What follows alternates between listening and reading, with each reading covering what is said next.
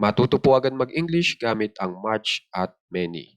Ang much po ay ginagamit para dun sa mga bagay na di kayang bilangin katulad po ng powder. Samantalang ang many po ay ginagamit para sa mga bagay na kayang bilangin katulad po ng libro o books, mga libro. Halimbawa po, gaano karaming powder ang mayroon ka? Pag in English po yan, how much powder do you have?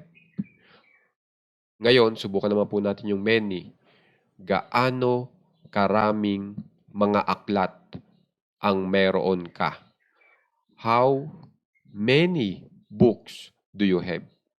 So, ang much po ay ginagamit sa uncountable noun na di kayang bilangin na bagay at ang many naman po ay ginagamit sa mga bagay na kayang bilangin na tinatawag na countable nouns. Kung gusto niyo pa po lumalim ang inyong kaalaman sa much at many, meron po akong ini-upload na mas mahabang video. Maraming salamat po.